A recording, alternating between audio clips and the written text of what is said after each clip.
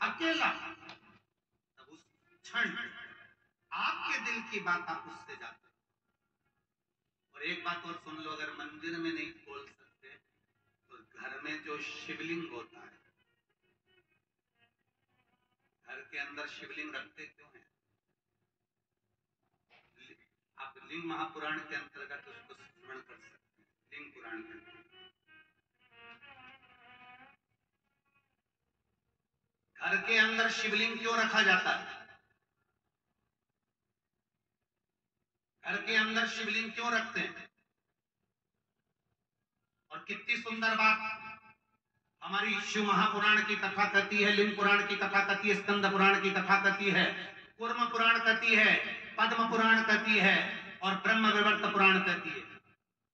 घर में शिवलिंग है और मान लो घर में आपने रोज बाबा को जल चढ़ाया, रोज आपने पूजन करी, रोज आराधना करी, रोज शिव जी को जल समर्पित कर रहे हो, और मान लो बीच में रजो धर्म आ गया या आप कहीं चले गए और घर में कोई पूजन करने वाला नहीं है, तो शिव महापुराण की कथा यहाँ तक कहती है कि घर में जो शिवलिंग है अगर आप उसको ना छुएंगे, बाहर भी चले गए, रखा हुआ है, किसी ने जल भी नहीं चढ़ाया, किसी ने पुष्प भी नहीं चढ़ाया, किसी ने कोई चावल का दाना भी नहीं चढ़ाया, अगर आप घर में रखी हुई एक बेलपत्र भी भले वो सूख गई हो, कैसी भी हो, अगर बेलपत्र सूख भी गई हो तो वो बेलपत्र भी आप शिव जी के पास में रखकर चले जाएंगे तो आपने कितने दिन जल नहीं चढ़ाया उस खाते में रहेगा, इस दोष नहीं लगेगा। एक बेलपत्र में वो फल होता है, एक बेलपत्र में वो फल होता है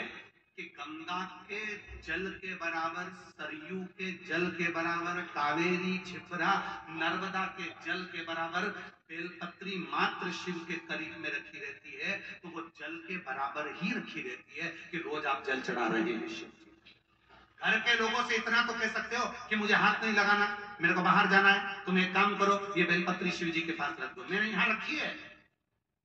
मैंने यहाँ पर रखी है, ये बेलपत्र आप शंकर जी के पास में रख दो, इतना तो कह सकते हो, इतना तो भगवान का वर्णन कर सकते हो। एक बेलपत्र शिव को समर्पित।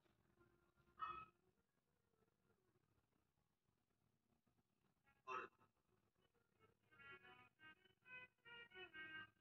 10 दिन हो गए, 8 दिन हो गए, 15 दिन हो गए, 20 दिन हो गए, कोई बात नहीं, दुखी मत हो, शिव तुम्हारे हैं और तुम शिव के, भटकना नहीं है,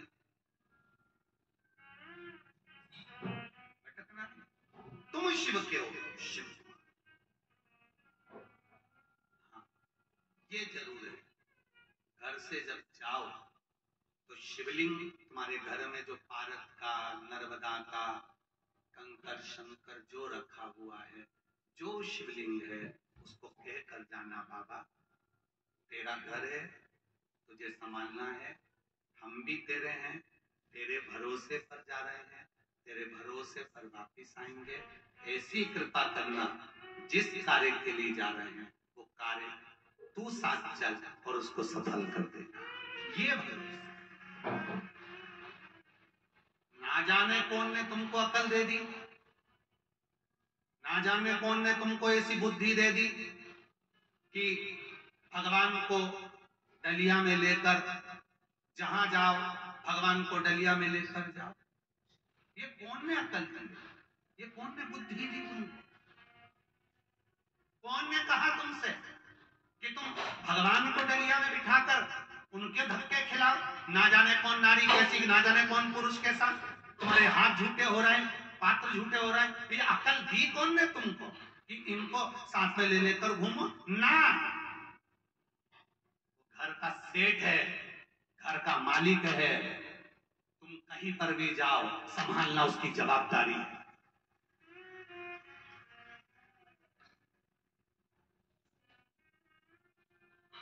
संभालना उसकी जवाबदारी है।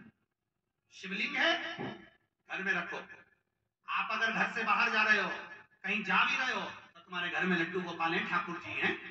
विराज रहे, उनके लिए डब्बे में मिश्री रख कर आओ, जैसे तुम कहीं जाती हो तो बच्चों के लिए कुछ रख कर आती हो, यहाँ आई हो तो रोटी बनाकर आई हो, पति के लिए टिफिन लगाकर आई हो, बच्चों का टिफिन लगाकर आई हो, कोई बच्चा वापिस आएगा स्कूल से तो क्या खाएगा उसके लिए डब्बे में रख के आई हो, तो उसी तरह घर के ठाकुर जी के लिए रख कर जाओ। मिश्री